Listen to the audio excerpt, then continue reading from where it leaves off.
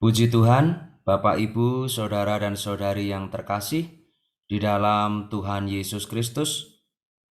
Kembali kita bertemu di dalam seri kebenaran, dan saat ini kita akan mengetahui bersama tentang darah Kristus. Mari sebelum kita bersama-sama menikmati kebenaran ini, kita terlebih dahulu datang kepada Tuhan untuk berdoa. Mari kita berdoa. Tuhan Yesus, Tuhan Yesus, Tuhan syukur padamu. Malam ini kami boleh bersama kembali datang kepadamu. Tuhan, kami datang di dalam namamu. Kami datang bersandar darah adimu. Tuhan, darah adimu yang menudungi kami dari setiap pekerjaan musuh, dan darah adimu yang membawa kami selalu esa dengan Tuhan tanpa sekatan.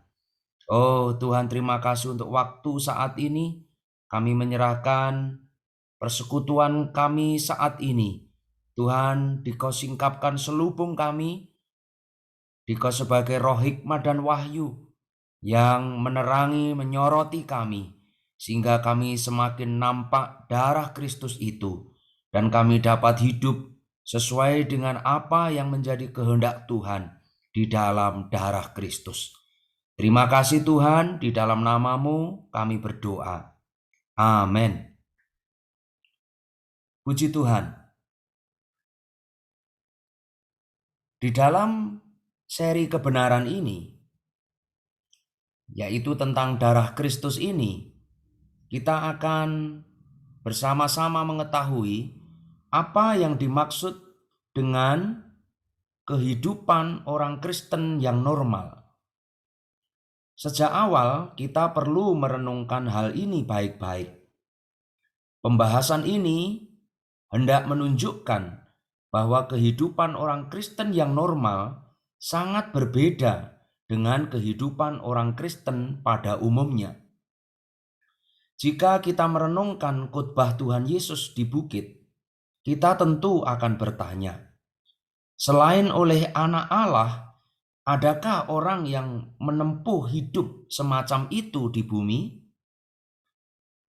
Jawabannya justru terkandung dalam pertanyaan itu, yakni oleh Anak Allah. Saudara-saudari, mengenai hidup orang Kristen, Rasul Paulus memberikan definisinya di dalam Galatia pasal 2 ayat 20. Bukan lagi aku sendiri yang hidup, melainkan Kristus yang hidup di dalam aku. Ia tidak menyodorkan sesuatu yang istimewa atau menyodorkan sesuatu yang aneh sebagai standar kehidupan orang Kristen yang membumbung tinggi. Kita yakin ia hanya menyampaikan kewajaran yang Allah kehendaki bagi orang Kristen, yang dapat disimpulkan dengan kata-kata, bukan lagi aku sendiri yang hidup, melainkan Kristus yang hidup di dalam aku. Sabda Allah cukup jelas. Ia hanya menyediakan satu jawaban atas setiap kebutuhan kehidupan manusia, yaitu Anaknya Yesus Kristus. Semua pekerjaannya atas diri kita ialah mengesampingkan diri kita dan menggantinya dengan Kristus. Agar kita mendapatkan pengampunan, Anak Allah mengganti kita mati. Agar kita mendapatkan kelepasan, Anak Allah mengganti kita hidup. Jadi di sini terdapat dua penggantian. Penggantian di salib yang menjamin terampuninya kita, dan pengganti di batin yang menjamin kemenangan kita. Allah hanya memakai satu cara untuk menjawab segala persoalan kita, yaitu Ia semakin banyak mewahyukan Anaknya kepada kita. Jika kita selalu membentangkan fakta ini di hadapan kita akan tertolong dan terhindar dari banyak kekacauan dan kebingungan. Dua masalah kita yang adalah perbuatan dosa dan tabiat dosa. Sebagai titik tolak pembahasan ini, kita akan mengambil uraian tentang kehidupan orang Kristen yang normal yang terdapat dalam 8 pasal pertama surat Roma. Kita akan membahasnya dari sudut praktik dan pengalaman. Akan sangat berfaedah bila terlebih dahulu kita tunjukkan pembagian dari 8 pasal pertama surat Roma ini menjadi 2 bagian, sehingga kita nampak perbedaan yang mencolok dari masalah pokok kedua bagian tersebut. 8 pasal pertama surat Roma membentuk satuan tersendiri. 4,5 pasal dari pasal 1 sampai pasal 5 ayat 11 merupakan paruhan pertama dari satuan ini. Dan 3,5 pasal lainnya dari pasal 5 ayat 12 sampai pasal 8 ayat 39 adalah paruhan yang kedua. Kalau kita membaca kedua paruhan itu dengan cermat, kita akan melihat perbedaan pokok bahasan keduanya. Misalnya, dalam pembahasan bagian pertama, kita temukan kata dosa-dosa, yaitu jamak, dan ini kita temukan secara mencolok. Namun dalam bagian kedua, kata dosa-dosa hampir tidak terlihat. Sedangkan kata dosa yang berarti tunggal muncul berkali-kali. Ini merupakan pokok bahasan bagian tersebut. Mengapa demikian? Ini dikarenakan bagian pertama membahas masalah perbuatan dosa, dan ini adalah jamak yang telah diperbuat di hadapan Allah, yang banyak dan dapat dirinci.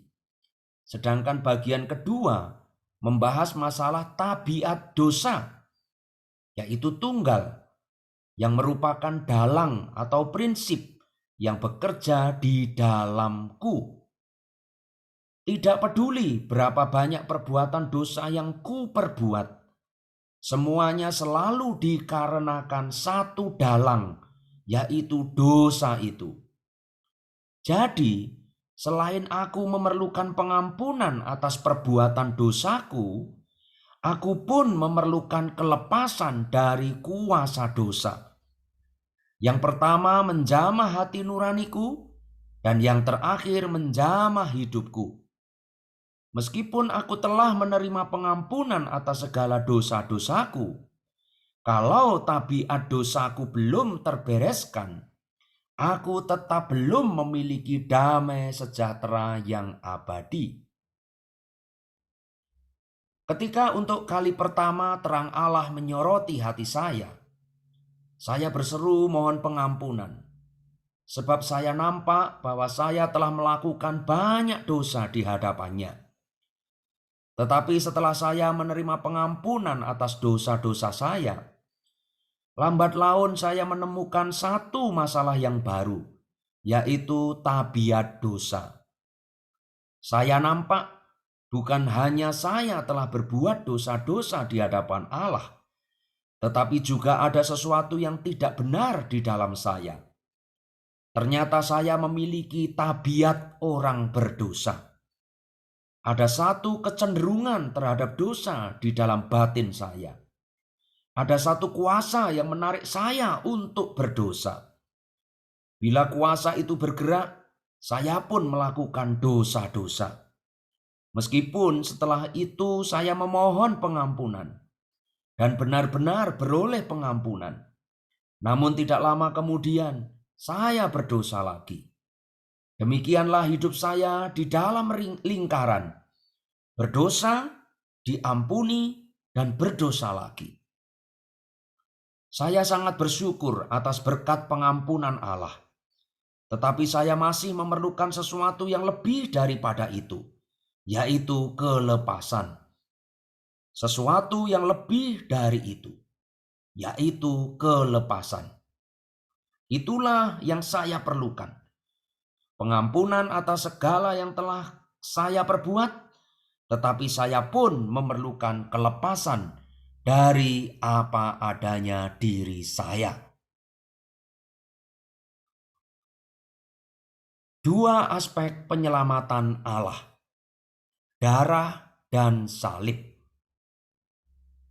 Demikianlah dalam 8 pasal pertama surat Roma, kita nampak dua aspek keselamatan. Pertama, pengampunan atas dosa-dosa kita, dan yang kedua, pelepasan kita dari dosa. Berdasarkan fakta tersebut, kita masih perlu melangkah lebih maju untuk memperhatikan perbedaan-perbedaannya. Dalam bagian pertama surat Roma, yaitu Roma pasal 1 sampai pasal yang ke-8, kita menemukan dua keterangan terhadap darah Tuhan Yesus, yaitu pada pasal 3 ayat 25, Kristus Yesus telah ditentukan Allah menjadi jalan pendamaian melalui iman dalam darahnya. Hal ini dibuatnya untuk menunjukkan keadilannya, karena ia telah membiarkan dosa-dosa yang telah terjadi dahulu pada masa kesabarannya. Kemudian di dalam Roma pasal 5 ayat 9. Lebih-lebih karena kita sekarang telah dibenarkan oleh darahnya, kita pasti akan diselamatkan melalui Dia dari murka Allah. Pada bagian kedua, khususnya pada pasal 6 ayat 6. Karena kita tahu bahwa manusia lama kita telah turut disalibkan, supaya tubuh dosa kita hilang kuasanya, agar jangan kita menghambakan diri lagi kepada dosa.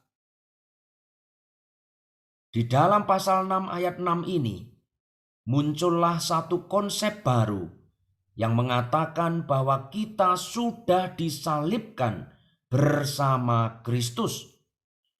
Uraian pada bagian pertama berkisar pada aspek pekerjaan Tuhan Yesus yang diwakili oleh darah yang tercucur untuk pembenaran kita melalui pengampunan dosa-dosa. Namun istilah itu tidak lagi dipakai pada bagian kedua yang uraiannya berkisar pada aspek pekerjaannya yang diwakili oleh salib. Ini berarti kita harus bersatu dengan Kristus dalam kematian, penguburan, dan kebangkitannya. Perbedaan ini sangat berharga. Kelak kita akan melihat darah menanggulangi segala yang kita perbuat, sedangkan salib menanggulangi apa adanya kita.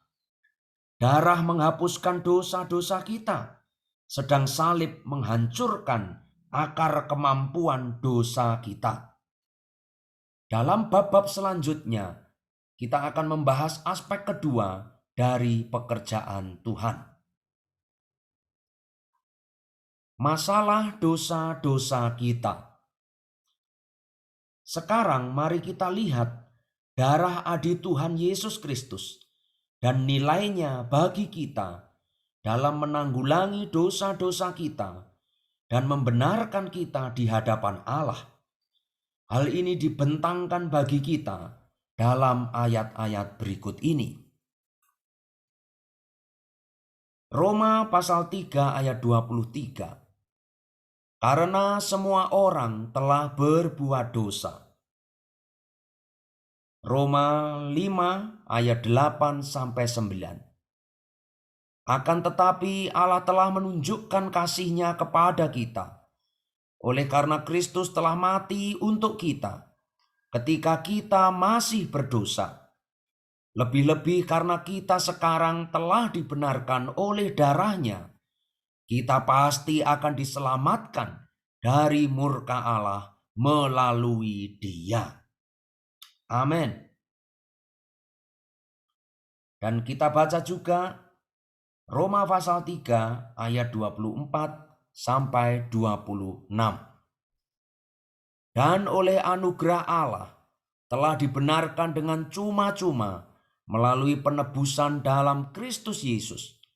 Kristus Yesus telah ditentukan Allah menjadi jalan pendamaian melalui iman dalam darah-Nya. Hal ini dibuatnya untuk menunjukkan keadilannya, karena Ia telah membiarkan dosa-dosa yang telah terjadi dahulu pada masa kesabarannya. Maksudnya ialah untuk menunjukkan keadilannya pada masa ini, supaya nyata bahwa Ia benar dan juga membenarkan orang yang percaya kepada Yesus. Amin. Dalam pembahasan kita akan lebih dalam mengamati sifat hakiki kejatuhan manusia dan jalan pemulihannya. Saat ini kita hanya ingin mengingatkan bahwa ketika dosa masuk, ia terwujud dalam tindakan ketidaktaatan kepada Allah. Roma pasal 5 ayat 19. Sebab sama seperti melalui ketidaktaatan satu orang, banyak orang telah menjadi orang berdosa. Demikian pula melalui ketaatan satu orang, banyak orang menjadi orang benar. Ingatlah, begitu ada ketidaktaatan, kedosaan pasti segera menyusul. Begitu dosa masuk melalui ketidaktaatan, akibat yang pertama ialah terpisahnya Allah dengan manusia. Manusia dijauhkan dari hadirat Allah. Allah tidak dapat lagi bersekutu dengan manusia. Karena sekarang ada rintangan yang dalam Alkitab dikenal sebagai dosa. Maka pertama-tama Allah mengatakan, Roma 3 ayat 9, mereka semua ada di bawah kuasa dosa. Kedua, dosa di batin manusia yang membentuk penghalang bagi persekutuannya dengan Allah menerbitkan perasaan bersalah di dalam dirinya, yaitu perasaan dijauhkan dari Allah. Saat ini manusia sendiri dengan pertolongan hati nuraninya yang tergugah, manusia itu berkata, "Aku telah berdosa." Lukas 15 ayat 18. Pada satu pihak, dosa memberikan satu dasar bagi iblis untuk menuduh kita di hadapan Allah. Pada pihak lain, perasaan bersalah kita juga memberi iblis suatu dasar untuk menuduh kita di hati kita. Akibatnya yang ketiga adalah di dalam Wahyu pasal 12 ayat 10. Pendakwa saudara-saudara seiman kita yang saat ini berkata, kamu sudah berdosa. Sebab itu, untuk menebus kita dan membawa kita kembali kepada tujuan Allah, Tuhan Yesus harus melakukan sesuatu yang mencakup persoalan dosa, rasa bersalah, dan dakwaan iblis terhadap kita. Dosa-dosa kita harus dibereskan dulu. Hal ini sudah dirampungkan oleh darah Adi Kristus. Perasaan bersalah di dalam kita juga harus dibereskan. dengan adanya penampakan terhadap nilai darah, hati nurani kita yang berperasaan bersalah dapat ditenangkan. Akhirnya terhadap serangan musuh dan gugatannya, Tuhan pasti menanggulanginya dan menjawabnya. Alkitab memberitahu kita bahwa darah Kristus mampu dan berhasil membereskan ketiga hal tersebut terhadap Allah, manusia, dan iblis. Jadi, jika kita ingin maju terus, kita mutlak perlu menggunakan nilai darah Tuhan. Inilah yang paling mendasar. Kita wajib memiliki pengenalan yang azasi terhadap fakta kematian Tuhan Yesus sebagai pengganti kita di salib. Juga pengertian yang jelas tentang khasiat darahnya bagi pemberesan dosa-dosa kita.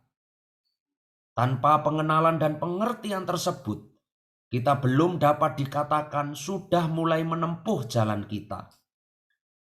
Saudara-saudari, sekarang mari kita melihat ketiga hal tersebut dengan lebih rinci. Yang pertama, darah terutama untuk Allah. Ya, darah adalah untuk penebusan, dan yang pertama dibereskannya ialah kedudukan kita di hadapan Allah. Kita memerlukan pengampunan bagi dosa-dosa yang telah kita perbuat, agar kita tidak jatuh ke bawah penghukuman. Dosa-dosa kita diampuni bukan karena Allah mengabaikan atau acuh tak acuh terhadap apa yang telah kita lakukan, tetapi melainkan karena Ia melihat darah. Jadi, darah terutama bukan untuk kita, melainkan untuk Allah. Jika saya ingin memahami nilai darah, saya harus menerima penilaian Allah terhadapnya. Tanpa mengetahui penilaian Allah terhadap darah, saya tidak mungkin dapat mengetahui nilai darah itu bagi saya. Bila penilaian Allah atas darah Kristus dinyatakan kepada saya oleh Roh Kudus-Nya, barulah saya mengalami khasiatnya dan nampak betapa berharganya darah itu bagi saya. Tetapi ingatlah, darah terutama ditujukan kepada Allah. Dalam Perjanjian Lama dan Perjanjian Baru, kata darah yang berjumlah lebih dari 100 itu selalu dihubungkan dengan konsep penebusan. Dalam setiap pemunculannya, darah ditujukan kepada Allah. Dalam kalender Perjanjian Lama, ada satu hari yang berhubungan erat dengan dosa-dosa kita. Hari itu adalah Hari Raya Pendamaian atau Hari Raya Penebusan Dosa. Tidak ada keterangan lain yang menerangkan masalah-masalah dosa-dosa sejelas pengungkapan hari penebusan itu. Dalam Imamat pasal 16 kita bisa nampak, pada hari penebusan itu, darah yang diambil dari kurban penghapus dosa dibawa masuk ke dalam ruang Maha Kudus dan dipercikkan 7 kali di hadapan Tuhan. Kita harus benar-benar jelas terhadap perkara ini. Hari itu, kurban penghapus dosa dipersembahkan secara terbuka di pelataran luar kemah pertemuan. Segala sesuatu yang ada di sana terbentang bulat-bulat di hadapan semua orang. Tetapi Tuhan memerintahkan seorang pun tidak boleh masuk ke dalam kemah pertemuan selain imam besar dengan membawa darah dan memercikkannya bagi penebusan di hadapan Tuhan. Mengapa? Karena dalam pekerjaan penebusan, imam besar itu melambangkan Tuhan Yesus. Ini seperti yang dapat kita lihat di dalam Ibrani pasal 9 ayat 11 sampai 12. Dan ia telah masuk 1 kali untuk selama-lamanya ke dalam tempat yang kudus, bukan dengan membawa darah kambing jantan dan darah anak lembu, tetapi dengan membawa darahnya sendiri. Dengan itu ia telah mendapat kelepasan yang kekal. Sebab jika darah kambing jantan dan darah lembu jantan dan percikan abu lembu muda menguduskan mereka yang najis, sehingga mereka disucikan secara lahiriah. Jadi, dalam pelambangan, imam besar sendiri yang merampungkan pekerjaan itu. Selain imam besar, tidak ada yang diperkenankan masuk, bahkan mendekat pun dilarang. Tidak hanya demikian, ketika imam besar itu masuk ke dalam, ia hanya melakukan satu pekerjaan, yaitu mempersembahkan darah kepada Allah sebagai sesuatu yang sudah diterimanya dan yang memuaskan hatinya. Itulah transaksi antara imam besar dengan Allah di dalam tempat maha kudus. Tidak terlihat oleh orang-orang yang merasakan manfaatnya. Demikianlah ketentuan Allah. Karena itu, darah terutama untuk Allah, bukan untuk kita. Sebelumnya, di dalam Keluaran pasal 12 ayat 13, dan darah itu menjadi tanda bagimu pada rumah-rumah di mana kamu tinggal. Apabila aku melihat darah itu, maka aku akan lewat daripada kamu. Jadi tidak akan ada tulah kemusnahan di tengah-tengah kamu apabila aku menghukum tanah Mesir. Di dalam ayat tersebut sudah ada gambaran pencurahan darah anak domba, yaitu darah anak domba Paskah di Mesir untuk penebusan Bani Israel. Ini pun sebuah lambang yang sangat baik dari penebusan dalam perjanjian lama. Darah anak domba dioleskan pada tiang dan ambang pintu, sedang dagingnya dimakan di dalam rumah. Allah berfirman, apabila aku melihat darah itu, maka aku akan lewat daripada kamu. Di sini kita mempunyai satu fakta lain sebagai bukti bahwa darah bukan dipersembahkan kepada manusia, melainkan kepada Allah. Karena darah dioleskan pada tiang dan ambang pintu, tidak terlihat oleh orang-orang yang makan daging, yaitu orang-orang yang makan daging anak domba di dalam rumah. Berikutnya, Allah dipuaskan. Ya, Allah dipuaskan. Kekudusan dan keadilan Allah menuntut agar manusia menerima kehidupan atau hayat yang tanpa dosa. Dalam darah ada hayat, dan darah itu harus dicurahkan bagi saya dan bagi dosa-dosa saya. Allah sendiri yang menghendaki demikian. Allah sendiri menuntut agar darah dipersembahkan untuk memuaskan keadilannya. Ia berkata, apabila aku melihat darah itu, maka aku akan lewat daripada kamu. Darah Kristus sepenuhnya memuaskan Allah. Berkenaan dengan ini, saya ingin menyampaikan sepatah dua kata kepada saudara-saudari yang baru beroleh selamat. Karena kita sering terperosok ke dalam kesulitan ini. Sebelum percaya Tuhan, mungkin kita sama sekali tidak terganggu oleh hati nurani kita. Suatu hari, firman Allah membangkitkan kita. Semula hati nurani kita mati, dan orang yang mati hati nuraninya tentu tidak berguna bagi Allah. Tetapi setelah kita percaya, hati nurani kita yang dibangunkan itu mungkin menjadi sangat peka. Inilah yang dapat menimbulkan persoalan serius bagi kita. Perasaan terhadap dosa dan kesalahan menjadi begitu besar dan mengerikan, bahkan sampai menutupi penampakan kita terhadap khasiat sejati dari darah. Akibatnya kita tidak bertenaga untuk maju. Seolah-olah dosa-dosa kita begitu nyata. Dalam beberapa jenis dosa, mungkin menyulitkan kita cukup lama, sehingga kita merasakan dosa-dosa kita lebih besar daripada darah Kristus. Saat ini, kesulitan kita ialah kita mencoba merasakan nilai darah. Kita berusaha merasakan nilai darah dan berusaha menilai makna darah secara subjektif bagi kita. Kita tidak seharusnya berbuat demikian. Nilai darah sama sekali bukan untuk dirasakan. Darah terutama untuk dilihat oleh Allah. Kita harus menerima penilaian Allah terhadap darah. Dengan berbuat demikian, kita akan memperoleh keselamatan. Kalau kita berusaha menilainya dengan perasaan kita tidak akan memperoleh apa-apa.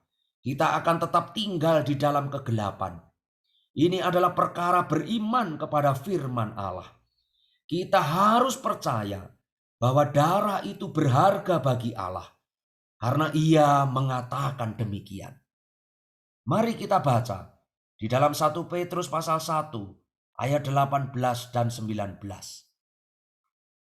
Sebab kamu tahu bahwa kamu telah ditebus dari cara hidupmu yang sia-sia, yang kamu warisi dari nenek moyangmu itu, bukan dengan barang yang fana, bukan dengan perak atau emas, melainkan dengan darah yang mahal, yaitu darah Kristus, yang sama seperti darah anak domba, yang tak bernoda dan tak bercacat.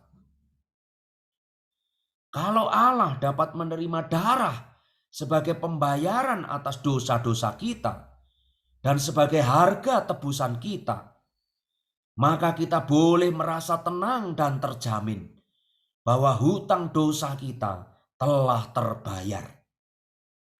Bila Allah telah dipuaskan oleh darah, tentunya darah itu boleh diterima.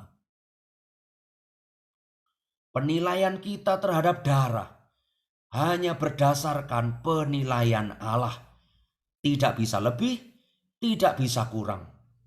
Ingat, Allah itu kudus dan adil. Dan Allah yang kudus dan adil itu berhak mengatakan bahwa darah itu boleh diterima dalam pandangannya dan sepenuhnya memuaskan dirinya. Puji Tuhan. Haleluya. Berikutnya adalah jalan orang Kristen mendekati Allah. Ya, jalan orang Kristen mendekati Allah. Darah sudah memuaskan Allah. Karenanya harus pula memuaskan kita. Jadi, darah mempunyai nilai kedua yang ditujukan kepada manusia, yaitu mencuci bersih hati nurani kita. Ketika kita membaca kitab Ibrani, kita akan menemukan khasiat darah di pihak ini. Kita sepatutnya mengalami hati kita telah dibersihkan dari hati nurani yang jahat. Ibrani pasal 10 ayat 22. Karena itu, marilah kita menghadap Allah dengan hati yang tulus ikhlas dan keyakinan iman yang teguh. Karena hati kita telah dibersihkan dari hati nurani yang jahat dan tubuh kita telah dibasuh dengan air yang murni. Hal ini sangat penting. Perhatikan benar-benar apa yang dikatakan ayat tersebut. Penulis kitab Ibrani bukan memberitahu kita bahwa darah Tuhan Yesus telah mencuci bersih hati kita. Kita keliru jika menghubungkan hati dengan darah sedemikian. Doa berikut ini menunjukkan kesalahpahaman sebagian orang Kristen terhadap ruang lingkup khasiat darah. Tuhan, bersihkanlah hatiku dari dosa dengan darah-Mu. Menurut sabda Allah, hati itu tidak tertolong bejatnya. Itu di dalam Yeremia pasal 17 ayat 9. Di dalam terjemahan langsung. Betapa liciknya hati, lebih licik daripada segala sesuatu. Hatinya sudah membatu. Siapakah yang dapat mengetahuinya? Hati yang sudah membatu ini adalah hati yang tidak tertolong bejatnya. Sehingga mau tidak mau Allah harus melakukan sesuatu yang lebih mendasar daripada sekedar membersihkannya. Allah harus memberi kita hati yang baru. Tentunya kita tidak akan mencuci dan menyetrika pakaian yang akan kita buang. Sebentar lagi kita akan lihat bahwa daging kita terlalu bobrok untuk dibersihkan. Daging kita hanya patut disalibkan. Pekerjaan Allah di dalam kita seharusnya merupakan sesuatu yang sepenuhnya baru. Alkitab mengatakan di dalam Yehezkiel 36 ayat 26. Kamu akan kuberikan hati yang baru dan roh yang baru di dalam batinmu. Dan aku akan menjauhkan dari tubuhmu hati yang keras dan kuberikan kepadamu hati yang taat. Ya, ayat tadi mengatakan, kamu akan kuberikan hati yang baru dan roh yang baru di dalam batinmu. Saya tidak pernah menemukan Alkitab mengatakan bahwa darah Tuhan membersihkan hati kita. Pekerjaan darah tidaklah subjektif seperti itu, melainkan sepenuhnya objektif di hadapan Allah. Memang pekerjaan pembersihan darah yang tertera dalam Ibrani pasal 10 menyinggung istilah hati. Namun itu pun dihubungkan dengan hati nurani. Yaitu hati kita telah dibersihkan dari hati nurani yang jahat. Lalu apa makna ungkapan tersebut? Ungkapan ini berarti di antara saya dengan Allah ada suatu sekatan. Sehingga setiap kali saya ingin mendekatinya, selalu timbul perasaan bersalah di dalam hati nurani saya. Hati nurani yang tertuduh ini terus-menerus mengingatkan adanya sekatan di antara saya dengan Allah. Kini, melalui peranan darah Adi, terjadilah sesuatu yang baru di hadapan Allah yang menyingkirkan sekatan tadi. Fakta itu telah diberitahukan oleh Allah kepada saya melalui firman-Nya. Ketika fakta ini saya terima dengan iman, hati nurani saya segera dibersihkan dan rasa bersalah saya disingkirkan. Sehingga saya tidak lagi memiliki hati nurani yang merasa bersalah kepada Allah. Kita semua tahu betapa berharganya jika kita bisa bergaul dengan Allah tanpa perasaan hati nurani yang bersalah. Bagi kita, hati yang beriman sama pentingnya dengan hati nurani yang bebas dari segala tuduhan, karena keduanya saling berkaitan. Setiap kali hati nurani kita tidak tentram, iman kita akan bocor, dan kita akan segera sadar bahwa kita tidak sanggup berhadapan dengan Allah. Sebab itu, agar hubungan kita dengan Allah terpelihara, kita harus mengenal nilai darah yang segar. Pembukuan Allah selamanya berjangka pendek. Kita boleh mendekati Allah demi darah setiap hari, setiap jam, dan setiap menit. Asal kita mau bersandar kepada darah, mengambilnya sebagai dasar jalan kita menuju Allah, maka khasiat darah ini selamanya tidak akan hilang. Beranikah kita memasuki ruang Maha Kudus selain berdasarkan darah? Mari kita bertanya kepada diri kita sendiri. Kita datang ke hadirat Allah berdasarkan darah atau berdasarkan yang lain? Apakah yang dimaksud berdasarkan darah? Dengan sederhana, ini berarti saya mengakui dosa-dosa saya.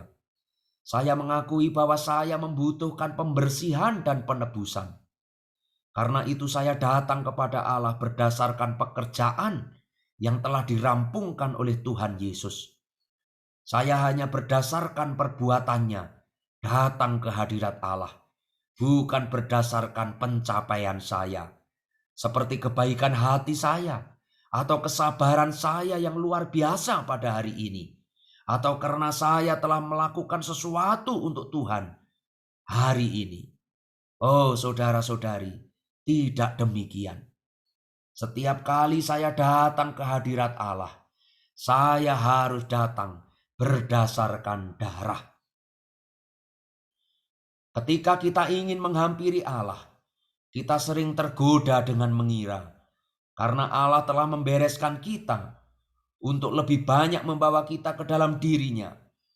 Ia mengajarkan pelajaran salib yang lebih dalam kepada kita. Lalu ia pun menetapkan standar baru bagi kita. Tanpa mencapai standar itu, mustahil kita memiliki hati nurani yang bersih di hadapannya. Tidak, saudara-saudari. Hati nurani yang bersih tidak pernah berdasar pada pencapaian kita, melainkan mutlak berdasar pada pekerjaan pengucuran darah Tuhan Yesus. Haleluya.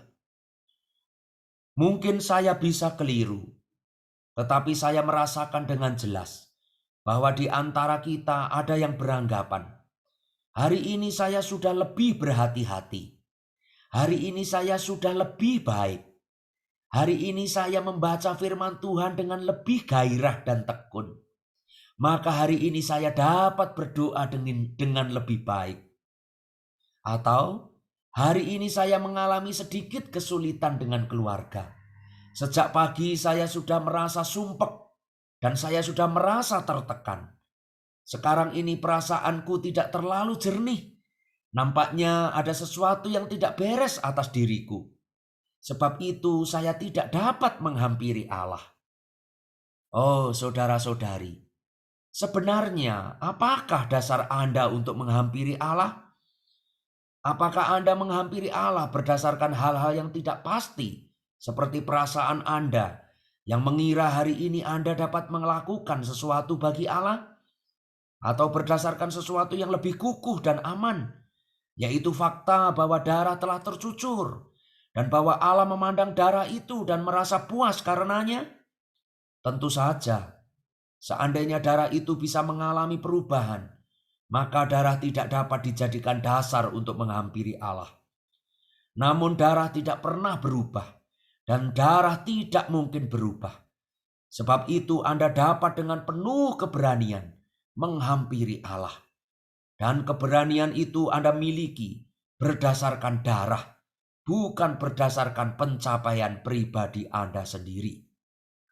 Ingatlah saudara-saudari, tidak peduli apapun yang sudah Anda capai hari ini, tidak peduli apapun yang sudah Anda capai kemarin, atau sudah Anda capai hari-hari sebelumnya.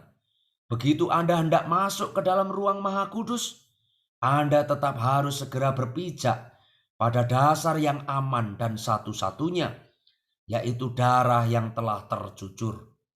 Entah sepanjang hari ini Anda baik atau buruk, berdosa atau tidak berdosa, dasar Anda untuk menghampiri Allah tetap hanya satu, yaitu darah Kristus. Inilah dasar bagi Anda untuk masuk ke dalam ruang Maha Kudus. Selain itu, tidak ada dasar lagi. Seperti banyak pengalaman kekristenan kita yang lain, menghampiri Allah juga memiliki dua tahap, yaitu tahap awal dan tahap lanjutan. Dalam tahap awal diperlihatkan kepada kita di dalam Efesus pada pasal 2, dan pada tahap lanjutan diperlihatkan di dalam Ibrani pasal 10. Pada tahap awal, kita menghampiri Allah adalah melalui darah, sehingga kita bisa berdiri bersama Tuhan. Di dalam Efesus 2 ayat 13. Tetapi sekarang di dalam Kristus Yesus, kamu yang dahulu jauh sudah menjadi dekat oleh darah Kristus. Ya, kita sudah menjadi dekat oleh darah Kristus. Setelah itu saudara-saudari, penghampiran kita terhadap Allah tetap berdasarkan darah. Rasul menganjuri kita di dalam Ibrani pasal 10 ayat 19.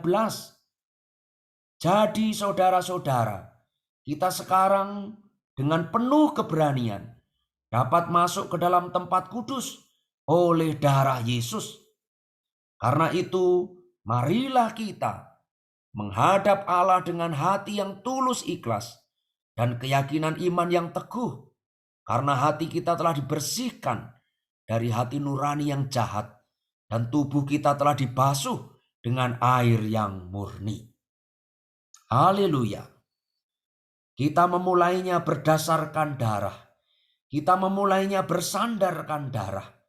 Selanjutnya untuk memelihara hubungan yang baru itu tetap melalui darah.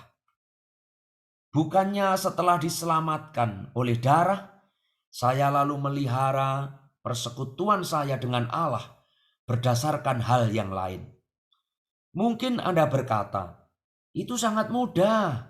Itu hanyalah langkah awal dari Injil. Oh, benar. Namun persoalannya justru banyak di antara kita telah meninggalkan langkah ini. Kita mengira kita sudah maju dan boleh meninggalkannya. Tetapi sebenarnya selamanya kita tidak boleh meninggalkan langkah awal dari Injil ini. Sebagaimana pendekatan awal saya kepada Allah adalah demi darah. Selanjutnya, setiap kali saya datang ke hadapannya, tetap harus demi darah. Sampai akhir, dasarnya tetap satu, yaitu darah adi Tuhan. Ini bukan berarti kita boleh hidup dengan ceroboh. Di bawah kita akan bahas aspek yang lain dari kematian Kristus yang menunjukkan kepada kita bahwa yang dimaksud bukanlah demikian. Tetapi untuk saat ini, cukuplah kita merasa puas dengan darah. Ada darah, cukuplah sudah. Kita mungkin saja lemah, tetapi selalu memandangi kelemahan kita tidak akan membuat kita menjadi kuat.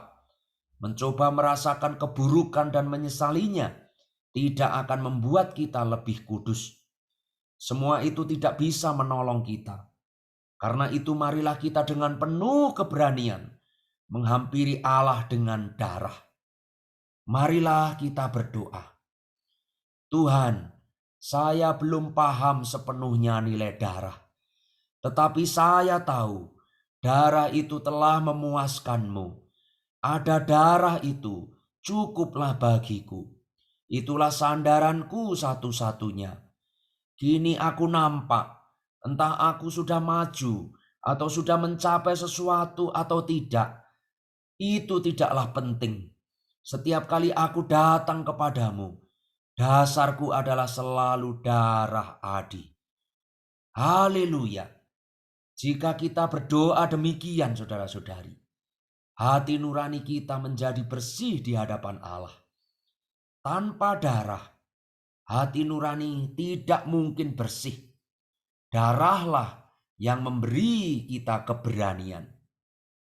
Di dalam Ibrani pasal 10 ayat 2. Sebab jika hal itu mungkin, bukankah orang tidak mempersembahkan kurban lagi?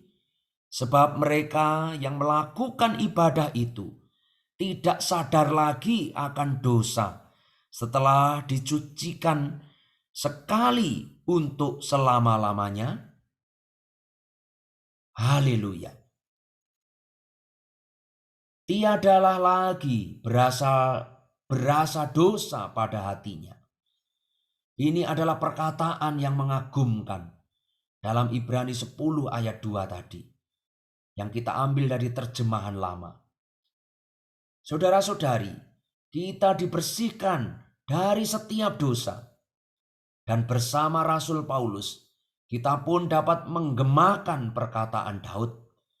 Berbahagialah orang yang dosanya tidak diperhitungkan Tuhan kepadanya. Haleluya. Itu di dalam Roma pasal 4 ayat 8. Berbahagialah orang yang dosanya tidak diperhitungkan Tuhan kepadanya. Puji Tuhan. kita maju kepada poin selanjutnya, yaitu darah itu mengalahkan si pendakwa. Saudara-saudari, dari yang telah kita bicarakan, sekarang kita sudah boleh berpaling dan berhadapan dengan musuh, karena masih ada aspek darah yang ditujukan kepada iblis. Kegiatan iblis yang paling licik dan paling ganas saat ini adalah menjadi pendakwa saudara-saudara. Di dalam Wahyu pasal 12 ayat 10. Lalu aku mendengar suara yang nyaring di surga berkata, "Sekarang telah tiba keselamatan dan kuasa dan pemerintahan Allah kita dan kekuasaan Dia yang diurapinya, karena telah dilemparkan ke bawah pendakwa saudara-saudara seiman kita yang mendakwa mereka siang dan malam di hadapan Allah kita. Dan Tuhan menghadapinya dengan pelayanannya yang khusus sebagai imam besar melalui darahnya sendiri." Ibrani 9 ayat 12. Dan ia telah masuk satu kali untuk selama-lamanya ke dalam tempat yang kudus, bukan dengan membawa darah kambing jantan dan darah anak lembu, tetapi dengan membawa darahnya sendiri. Dengan itu ia telah mendapat kelepasan yang kekal. Lalu bagaimana darah berperan menghadapi iblis? Dengan menempatkan Allah di pihak manusia pada saat melawan iblis. Kejatuhan telah membawa masuk sesuatu ke dalam diri manusia, sehingga iblis memiliki satu tempat berpijak di dalam manusia. Akibatnya Allah terpaksa mengundurkan diri. Kini manusia berada di luar taman, yaitu telah kehilangan kemuliaan Allah. Roma 3 ayat 23. Karena semua orang telah berbuat dosa dan kehilangan kemuliaan Allah. Karena dia telah menjauhi Allah secara batiniah. Karena perbuatan manusia itu sendiri, timbullah sesuatu di dalam dirinya. Tanpa sesuatu itu disingkirkan, Allah tidak dapat melindunginya secara moral. Syukur kepada Allah, darah telah menyingkirkan penghalang itu dan memulihkan manusia kepada Allah dan Allah kepada manusia. Kini manusia bisa menghadapi iblis tanpa takut karena ia sudah berdiri pada satu kedudukan yang menguntungkan dan Allah berdiri di pihaknya. Tentunya kita masih ingat perkataan di dalam 1 Yohanes 1 ayat yang ke-7. Tetapi jika kita hidup di dalam terang, sama seperti Dia ada di dalam terang, maka kita beroleh persekutuan seorang dengan yang lain. Dan darah Yesus, anaknya itu, menyucikan kita dari segala dosa. Terjemahan dari J.N. Darby berikut ini adalah yang paling saya sukai. Darah Yesus, anaknya itu, menyucikan kita dari setiap dosa. Yang dimaksud di sini bukanlah semua dosa secara umum, melainkan setiap macam dosa. Apa artinya? Oh, sungguh menakjubkan. Allah adalah terang, dan saat kita berjalan di dalam terang bersamanya, setiap hal akan terungkap dan terbuka di bawah terang itu, sehingga Allah dapat melihat semuanya.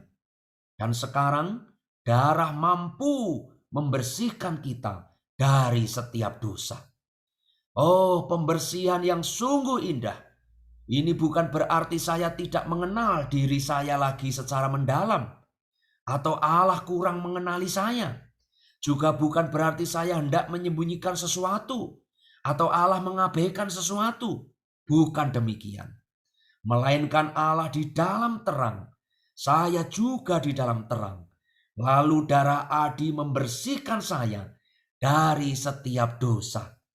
Oh, darah cukup untuk itu. Haleluya. Beberapa orang di antara kita, karena tertekan oleh kelemahannya sendiri, mungkin sering tergoda dan mengira ada dosa-dosa tertentu yang tidak dapat diampuni. Oh saudara-saudari, ingatlah firman ini. Darah Yesus Kristus anaknya itu menyucikan kita dari setiap dosa. Dosa besar, dosa kecil, dosa-dosa yang sangat kotor, dan dosa-dosa yang nampaknya tidak terlalu kotor. Dosa-dosa yang saya pikir dapat diampuni, dan dosa-dosa yang nampaknya tidak dapat diampuni. Ya, semua dosa yang dilakukan secara sadar atau tidak sadar, yang teringat atau yang sudah dilupakan, tercakup dalam ungkapan setiap dosa. Haleluya. Darah Yesus anaknya itu menyucikan kita dari setiap dosa. Darah bisa berkhasiat demikian karena darah sudah memuaskan Allah. Oh, darah sudah memuaskan Allah. Karena Allah yang melihat segala dosa kita di dalam terang dapat mengampuni dosa-dosa kita itu berdasarkan darah. Atas dasar apa iblis mendakwa kita? Mungkin iblis mendakwa kita di hadapan Allah. Tetapi jika Allah di pihak kita, siapakah yang akan melawan kita? Haleluya. Roma 8 ayat 31. Sebab itu apa yang akan kita katakan tentang semuanya itu? Jika Allah di pihak kita, siapakah yang akan melawan kita? Haleluya. Allah akan menunjukkan darah putra kekasihnya kepada iblis. Inilah jawaban yang paling berkekuatan, yang tidak bisa dibantah oleh iblis. Di dalam Roma pasal 8 ayat 33 sampai 34. Siapakah yang akan menggugat orang-orang pilihan Allah? Allah yang membenarkan mereka? Siapakah yang akan menghukum mereka? Kristus Yesus yang telah mati, bahkan lebih lagi yang telah bangkit, yang juga duduk di sebelah kanan Allah, yang malah menjadi pembela bagi kita. Demikianlah jawaban Allah terhadap setiap tantangan. Oh saudara-saudari, sekali lagi kita perlu mengakui bahwa darah Adi mutlak cukup bagi kita. Kita membaca di dalam Ibrani pasal 9 ayat 11 dan 12. Tetapi Kristus telah datang sebagai imam besar untuk hal-hal baik yang akan datang. Dan ia telah masuk satu kali untuk selama-lamanya ke dalam tempat kudus dengan membawa darahnya sendiri. Dengan itu ia telah mendapat kelepasan kekal. Haleluya. Dia pernah sekali menjadi penebus. Dia sudah menjadi imam besar dan menjadi pembela selama hampir 2000 tahun. Oh, dia berdiri di hadapan Allah. Dialah pendamaian untuk segala dosa kita. Perhatikanlah kata-kata di dalam Ibrani 9 ayat 14. Terlebih lagi darah Kristus menyucikan hati nurani kita. Saudara-saudari, ayat tersebut menegaskan kecukupan pelayanannya. Bagi Allah itu sudah cukup. Lalu bagaimana sikap kita menghadapi iblis?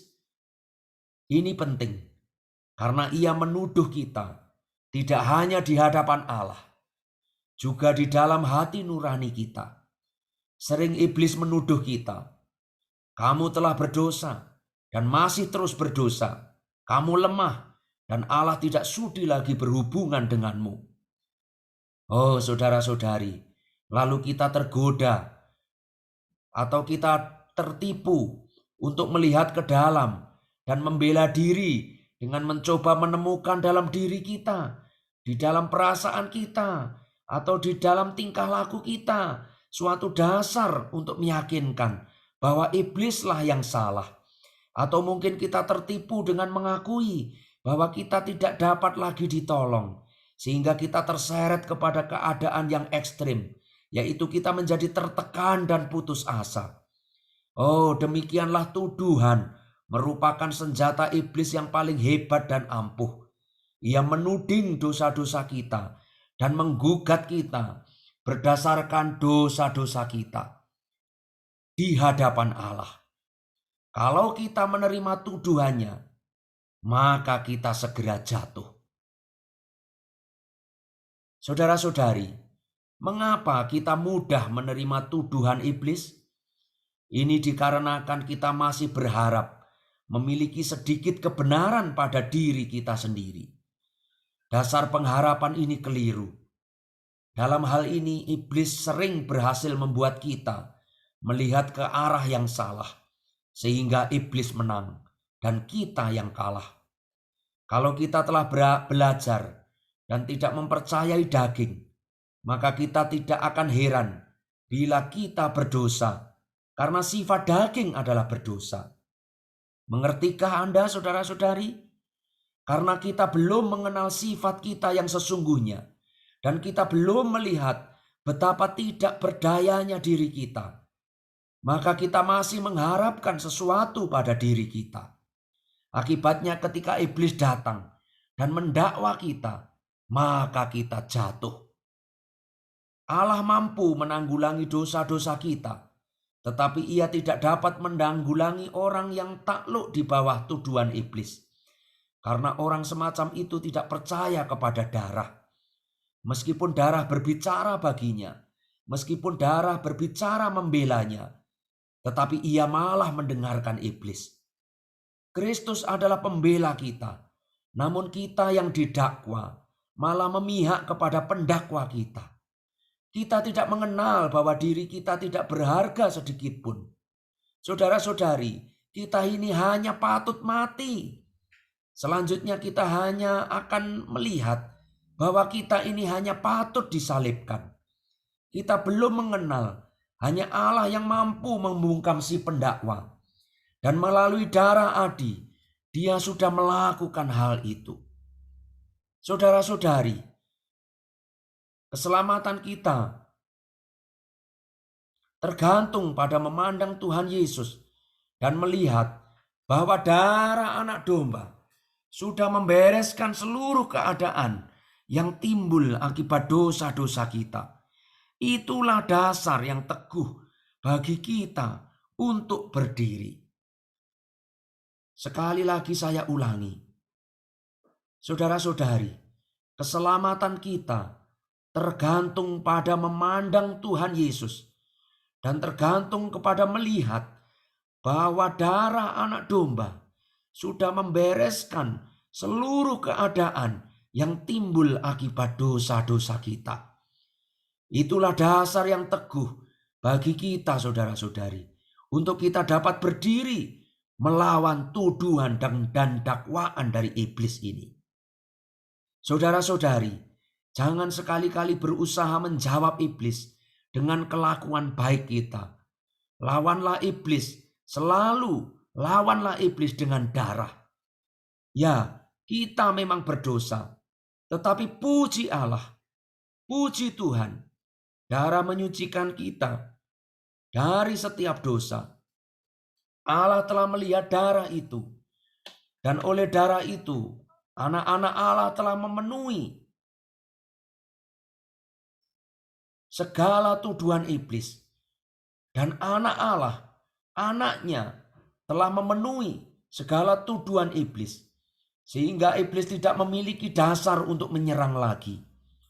Jadi saudara-saudari, mutlak bersandarnya kita kepada darah Adi dan penolakan kita untuk pindah dari kedudukan itu cukup untuk membungkam tuduhan iblis.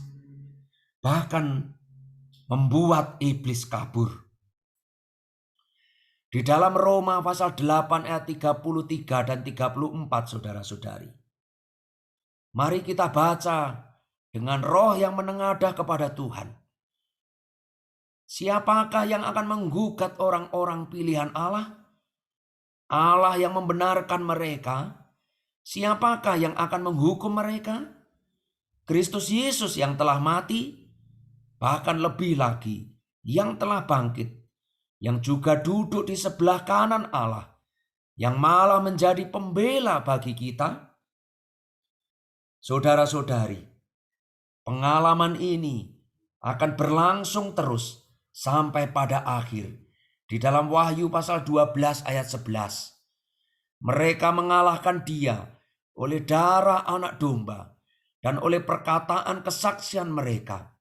Karena mereka tidak mengasihi nyawa mereka sampai harus menghadapi maut. Puji Tuhan. Oh, betapa bebasnya kita. Saudara-saudari, bila kita nampak lebih jelas nilai darah adi anak Allah di dalam pandangan Allah. Syukur pada Tuhan atas darah ini. Kiranya Tuhan menyingkapkan selubung kita. Kiranya hari ini selubung kita disingkapkan oleh Allah. Kiranya saat ini mata kita dicelikkan oleh Allah. Kiranya saat ini terang itu menyoroti kita. Sehingga kita sebagai anak-anak Allah dapat sekali lagi melihat nilai darah anak domba itu bagi keselamatan kita. Mulia bagi Tuhan. Haleluya. Tuhan Yesus memberkati kita semua. Amin.